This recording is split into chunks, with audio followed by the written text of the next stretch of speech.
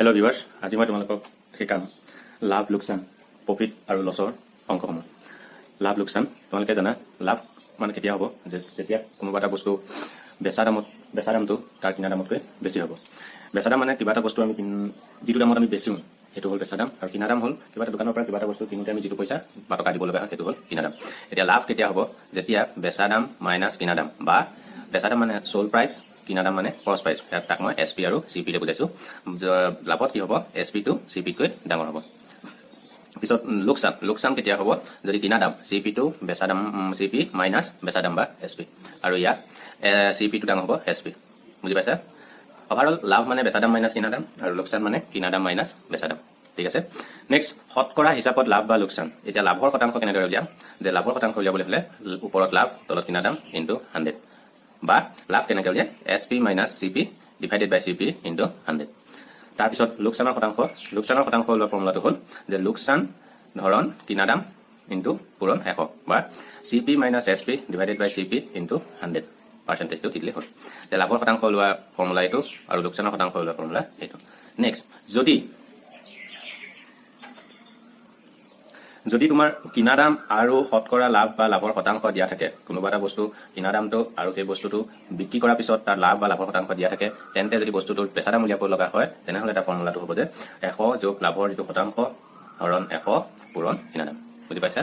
আকৌ যদি বেচা দাম দিয়া থাকে আৰু লাভৰ শতাংশ দিয়া থাকে, ধৰি লওক কোনোবা এটা বস্তু মই বেচি পেলাই যিটো লাভ পালোঁ তাৰ শতাংশলৈ নিলোঁ, যে বস্তুটোৰ লাভৰ শতাংশটো আছে মোৰ তাত আৰু বস্তুটোৰ বেচা দামটোও আছে মোৰ তাত, কিন্তু উলিয়াব লাগে কিনা দাম। তেতিয়া কিনা দাম উলিওৱা ফৰ্মুলাটো হ'ল ওপৰত 100 তলত 100 প্লাছ লাভৰ শতাংশ পূৰণ এইটো বেচা দাম। ঠিক আছে।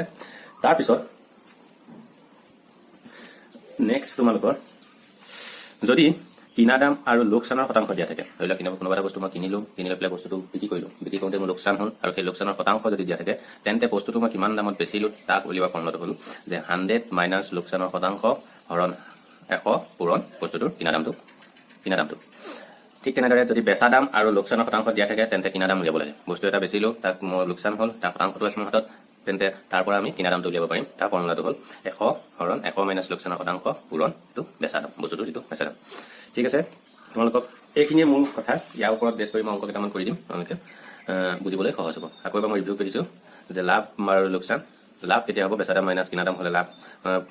লোকচান কেতিয়া হ'ব, কিনা দাম মাইনাছ বেচা দাম। শতকৰা হিচাপত লাভ লোকচান কেনেকৈ উলিয়াম, যে লাভৰ শতাংশ উলিয়াব হ'লে লাভ হৰণ কিনা দাম পূৰণ 100%, বা লাভ উলিওৱা SP মাইনাছ CP ডিভাইডেড বাই CP ইনটু 100। নেক্সট, লোকচানৰ শতাংশ উলিয়াব হ'লে লোকচান ডিভাইডেড বাই কিনা দাম পূৰণ 100, পিনে CP মাইনাছ SP ডিভাইডেড বাই CP পূৰণ 100। ঠিক তেনেদৰে কিনা দাম আৰু শতকৰা লাভ বা লাভৰ শতাংশ দিয়া থাকিলে বেচা দাম উলিয়াব লগা ফৰ্মুলাটো হ'ল যে 100 প্লাছ লাভৰ শতাংশ হৰণ 100 পূৰণ কিনা দাম। আকৌ বেচা দাম আৰু লাভৰ শতাংশ দিয়া থাকিলে তেন্তে কিনা দাম উলিওৱা ফৰ্মুলাটো হ'ল 100 ডিভাইডেড বাই 100 প্লাছ লাভৰ শতাংশ পূৰণ বেচা দাম। ঠিক তেনেদৰে যদি কিনা দাম আৰু লোকচানৰ শতাংশ দিয়া থাকে, তেন্তে বস্তুটো বেচা দাম ওলাব 100 মাইনাছ লোকচানৰ শতাংশ ডিভাইডেড বাই 100 পূৰণ কিনা দাম। আকৌ যদি বেচা দাম আৰু লোকচানৰ শতাংশ দিয়া থাকে, তেন্তে কিনা দাম হ'ব 100 ডিভাইডেড বাই 100 মাইনাছ লোকচানৰ শতাংশ পূৰণ বেচা দাম। ঠিক আছে। এতিয়া মই ইয়াৰ ৰিলেটেড কিছুমান অংক কৰিবলৈ চেষ্টা কৰিম, যিখিনিয়ে তোমালোকক বুজোৱাত আৰু অলপ সহজ কৰি তুলিব। এতিয়া প্ৰথমটো অংকলৈ আহিছোঁ চোৱা। এটা ঘড়ী 250 টকাত কিনি, মানে ইয়াত বস্তু ঘড়ীটো কিনা দাম 250 টকা, দোকানী এজনে 190 টকাত বিক্ৰী কৰিলে। অৰ্থাৎ দোকানীজনৰ বেচা দাম কিমান, 190 টকা। ঘড়ীটোৰ কিনা দাম 250 টকা আৰু বেচা দাম 190 টকা। তেওঁ লাভ বা লোকচান কিমান হ'ল, এতিয়া তোমাক সেই দোকানীজনৰ লাভ হ'ল নে লোকচান হ'ল তোমালোকে উলিয়াব লাগিব, আৰু তেওঁ সেই লাভ বা লোকচান শতকৰা হিচাপত তেওঁ কিমান লাভ বা লোকচান হ'ল তেওঁ উলিয়াব লাগিব। মানে চোৱা, এতিয়া ঘড়ীটোৰ কিনা দাম কিমান হ'ব, ঘড়ীটোৰ কিনা দাম ইংৰাজীত CP বা কষ্ট প্ৰাইচ বুলি কয়, যে কিনিছিলে 250 টকাত, আকৌ ঘড়ীটোৰ বেচা দাম কিমান, বা SP বেচা দাম হ'ল তোমাৰ 190 টকা। ইয়াৰ পৰা তোমালোকে ক'ব পাৰিছা যে ঘড়ীটো কিনা দামতকৈ বেচা দামটো কম, গতিকে দোকানীজনৰ লোকচান হ'ল।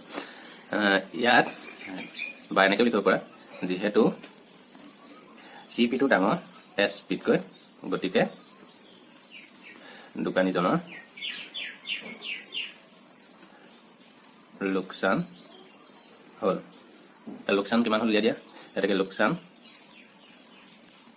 কিমান হ'ব, যে CP মাইনাছ SP কিমান, 250 টকা মাইনাছ 190 টকা কিমান হ'ব, যে 60 টকা। যে দোকানীজনৰ লছ কিমান বা লোকচান কিমান হ'ল, 60 টকা। এতিয়া লোকচান পালোঁ 60 টকা। এতিয়া আমি কি কৰিব লাগিব, লোকচান শতকৰা হিচাপত তেওঁ কিমান লাভ বা লোকচান হ'ল উলিয়াব লাগিব নহয়। আমি এতিয়া লোকচানৰ শতাংশ উলিয়াম। এতিয়া দোকানীজনৰ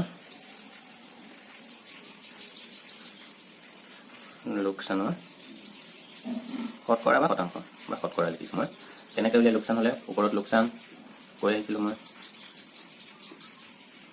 লোকচান তলত কিনা দাম পূৰণ এতিয়া ওপৰত লোকচান পূৰণ কিনা দাম এইটো ভাল নহয় চোৱা। মই কৈছিলোঁ যে লোকচানৰ শতাংশ উলিয়াব হ'লে লোকচান হৰণ কিনা দাম পূৰণ 100। এতিয়া লোকচান আমি পাই আছোঁ যে বস্তু মানুহৰ দোকানীজনৰ লোকচান কিমান হ'ল? 60 টকা। এতিয়া কিনা দাম আমি পাই আছিলোঁ 250 টকা পূৰণ 100 শতাংশ। এতিয়া কটাকটি কৰা, এয়া এটা শূন্য, এয়া এটা শূন্য, কাটি কাটি গ'ল, থাকিব কিমান? 60 25 পূৰণ 10।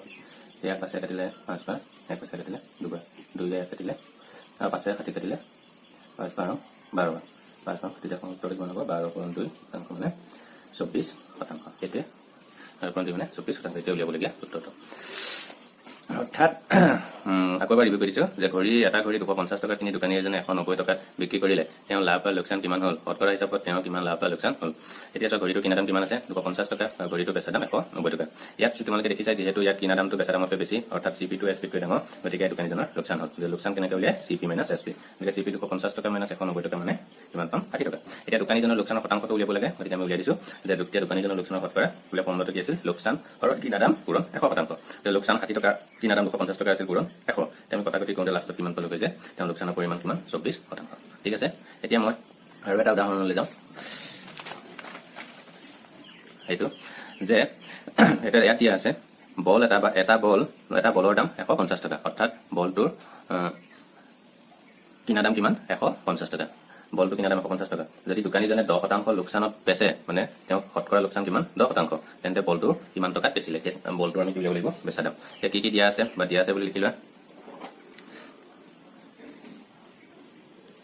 বলটোৰ কিনা দাম বা CP কিমান? 150 টকা। এতিয়া দোকানীজনে কি কৰিছিলে? 10 শতাংশ লোকচানত বেচিলে, মানে লোকচানৰ শতাংশ বা লোকচানৰ শতকৰা, লোকচানৰ শতাংশ বা শতকৰা কিমান? 10 শতাংশ বা 10 লিখি দিলোঁ হ'ব। নেক্সট, এতিয়া বলটো কিমান টকাত বেচিলে, মানে বলটোৰ বেচা দাম উলিয়াব লাগে। বলটোৰ বেচা দাম। এতিয়া কি পালো? যে কিনা দাম আৰু লোকচানৰ শতাংশ দিয়া আছে, গতিকে বেচা দাম উলিয়াব লাগে। কিনা দাম আৰু লোকচানৰ শতাংশ দিয়া থাকিলে আমি কি কয়? বেচা দাম উলিওৱা ফৰ্মুলাটো মই লগত কৈ থৈছিলোঁ যে যদি এইটো চোৱা, আকৌ এবাৰ দেখাই দিছোঁ, যদি কিনা দাম আৰু লোকচানৰ শতাংশ দিয়া থাকে, তেন্তে যিকোনো এটা বস্তুৰ বেচা দাম উলিওৱা ফৰ্মুলাটো কি? 100 মাইনাছ লোকচানৰ শতাংশ হৰণ 100 পূৰণ কিনা দাম। অৰ্থাৎ কি লিখিম? যে এতেকে বলটোৰ বেচা দাম বা SP কিমান হ'ব? 100 মাইনাছ লোকচানৰ শতাংশ হৰণ 100 পূৰণ কিনা দাম। এতিয়া চোৱা, 100 লোকচানৰ শতাংশ 10, তলতো 100 পূৰণ কিনা দাম কিমান আছিলে? 150 টকা। এতিয়া কিমান হ'ব? সৰল কৰি দিলে 90 টকা। এতিয়া এটা শূন্য কেইটা কৰি দিলে, এটা থাকিলে ওপৰত 9 পূৰণ 15 টকা। এতিয়া 9 15 পূৰণ কৰি দিয়া, থাকিলে 9 পূৰণ 15 টকা। 135 টকা। অৰ্থাৎ বলটো 150 টকাত কিনি 10 শতাংশ লোকচানত বেচিলে বলটোৰ বেচা দাম কিমান ওলাব? 135 টকা। নেক্সট আৰু এটা উদাহৰণলৈ গৈছোঁ। এইটো তাত দিয়া আছে যে এটা পুতলাৰ বিক্ৰী মূল্য, ইয়াত মানে এতিয়া কি দিয়া আছে? বেচা দামটো দিয়া আছে। এটা পুতলাৰ বিক্ৰী মূল্য তোমাৰ 540 টকা দিয়া আছে। যদি দোকানীজনে 20 শতাংশ লাভত বিক্ৰী কৰে, তেন্তে পুতলাটোৰ কিনা দাম কিমান? এতিয়া কি দিয়া আছে? দিয়া আছে পুতলাটোৰ বেচা দাম, মানে SP দিয়া আছে তোমাৰ 540 টকা। আৰু কি কৈছে? দোকানীজনে 20 শতাংশ লাভত বিক্ৰী কৰে, মানে লাভৰ শতাংশ দিয়া আছে। লাভৰ শতাংশ কিমান দিয়া আছে? 20। এতিয়া পুতলাটোৰ কিনা দাম উলিয়াব লাগে। কিনা দাম উলিয়াব লাগে। এতিয়া বেচা দাম আৰু লাভৰ শতাংশ দিয়া থাকিলে কিনা দাম উলিওৱা ফৰ্মুলাটো কি আছে? যে এইটো চোৱা, যদি বেচা দাম আৰু লাভৰ শতাংশ দিয়া থাকে, তেন্তে কিনা দাম উলিওৱা ফৰ্মুলাটো হ'ল 100 হৰণ 100 প্লাছ লাভৰ শতাংশ পূৰণ বেচা দাম। গতিকে এতিয়া আমি কি লিখিম?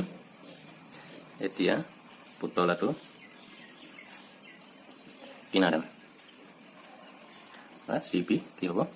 ওপৰত 100, তলত 100 যোগ লাভৰ শতাংশ পূৰণ বেচা দাম। বেকেট এতিয়া চোৱা ওপৰত 100 তলত 100 যোগ লাভৰ শতাংশ কিমান আছিলে 20 পূৰণ বেচা দাম 540 টকা। আকৌ চোৱা 120 পূৰণ 540 টকা। এতিয়া আমি কি খৰচ কৰিলে হ'ল ইয়াত আপোনাৰ এটা কাটি গ'ল কাটিলে 12 আৰু এইপিনে 54। এতিয়া ইয়াক 6 কাটিলে দুবাৰ, ইয়াক 6 কাটিলে 9 বাৰ, 2 কাটিলে 50 50 পূৰণ 9 টকা মানে 450 টকা। অৰ্থাৎ কি আছিলে যে পুতলাৰ বিক্ৰী এটা পুতলাৰ বিক্ৰী মূল্য 540 টকা, অৰ্থাৎ পুতলাটোৰ বেচা দাম 540 টকা। যদি দোকানীজনে 20% লাভত বিক্ৰী কৰে তেন্তে পুতলাটোৰ কিনা দাম কিমান, অৰ্থাৎ লাভৰ শতাংশ 20% আৰু কিনা দামটো আমাক উলিয়াব লাগে। এতিয়া আমি জানো যে যদি বেচা দাম আৰু লাভৰ শতাংশ দিয়া থাকে তেনেহ'লে কিনা দাম উলিওৱা ফৰ্মুলাটো হ'ল যে 100 হৰণ 100 প্লাছ লাভৰ শতাংশ পূৰণ বেচা দাম। এতিয়া ইয়াত মানখিনি দিয়া আছে, আমি ধুনীয়াকৈ পাতিলে খালি ধুনীয়াকৈ সৰল কৰিলে আমি গম পাম যে পুতলাটোৰ কিনা দাম কিমান লাগে 450 টকা। ঠিক আছে, নেক্সট মই আৰু এটা উদাহৰণলৈ গৈছোঁ যে এইটো উদাহৰণ দিয়া আছে যে এটা ঘড়ী 10% লোকচান কৰি 450 টকাত বিক্ৰী কৰিলে। এতিয়া ওপৰত 3টা উদাহৰণ কৰিলোঁ, তাৰ পৰা তোমালোকে গম পাইছা যে বা তাৰ পৰা তোমালোকে ধৰিব পাৰিছা যে প্ৰশ্নটো কি দিয়া আছে যে এটা ঘড়ী 10% লোকচান মানে লোকচানৰ শতকৰা 10% দিয়া আছে আৰু 450 টকাত বিক্ৰী কৰিলে, অৰ্থাৎ ঘড়ীটোৰ বিক্ৰী মূল্য দিয়া আছে। এতিয়া ঘড়ীটোৰ কিনা দামটো আমাক উলিয়াব লাগে। গতিকে লিখা দিয়া আছে ঘড়ীটোৰ বিক্ৰী মূল্য বা বেচা দাম SP 450 টকা আৰু লোকচানৰ শতাংশ 10। এতিয়া আমাক কি লাগে ঘড়ীটোৰ কিনা দাম CP। এতিয়া বিক্ৰী মূল্য আৰু লোকচানৰ শতাংশ দিয়া আছে, আমাক উলিয়াব লাগে কিনা দাম। মই ইয়াৰ লগত তোমালোকক দেখাই থৈছিলো যে কোনোবা এটা বস্তুৰ বিক্ৰী মূল্য আৰু লোকচানৰ শতাংশ দিয়া থাকিলে তাৰ কিনা দাম উলিওৱা ফৰ্মুলাটো কি আছিল যে বেচা দাম আৰু লোকচানৰ শতাংশ দিয়া থাকে তেন্তে কিনা দাম উলিওৱা ফৰ্মুলা 100 হৰণ 100 মাইনাছ লোকচানৰ শতাংশ পূৰণ বেচা দাম। গতিকে আমি কি পাতিম এতিয়া ঘড়ীটোৰ কিনা দাম CP কি আছিলে ফৰ্মুলাটো ওপৰত 100 তলত 100 মাইনাছ লোকচানৰ শতাংশ বেকেট পূৰণ বেচা দাম বা বিক্ৰী মূল্য। এতিয়া চোৱা মানখিনি আমি পাতি গ'লে ওলাই যাব। চব 100 তলত 100 মাইনাছ লোকচানৰ শতাংশ 10 পুট কৰিলোঁ পূৰণ বেচা দাম কিমান 450 টকা। অৰ্থাৎ ইয়াতে সৰল কৰিলে 190 150 150 টকা মানে 500 টকা। অৰ্থাৎ আমি কি পালোঁ যে এটা ঘড়ী 10% লোকচান কৰি 450 টকাত বিক্ৰী কৰিলে বিক্ৰী মূল্য কিমান 450 টকা, লোকচানৰ শতকৰা 10%। আমাক উলিয়াব লাগে বস্তুটোৰ বা ঘড়ীটোৰ কিনা দাম। আমি জানো যে বিক্ৰী মূল্য আৰু লোকচানৰ শতাংশ দিয়া থাকিলে কিনা দাম উলিওৱা ফৰ্মুলাটো কি যে 100 হৰণ 100 মাইনাছ লোকচানৰ শতাংশ পূৰণ বেচা দাম। গতিকে আমাক মানখিনি দিয়া আছে, ধুনীয়াকৈ পাতিলে সৰল কৰিলোঁ, লাষ্টত পালোঁ যে 500 টকা। অৰ্থাৎ ঘড়ীটো কিনা দাম কিমান আছিল 500 টকা। আজিলৈ ইয়াতে ৰখালোঁ। তোমালোকে মোৰ বিশ্বাস তোমালোকে বুজি পাৰিছা আৰু তোমালোকৰ পাঠ্যপুথিত থকা আন এনে লাভ লোকচানৰ অংশখিনি কৰিবলৈ চেষ্টা কৰিবা। ধন্যবাদ।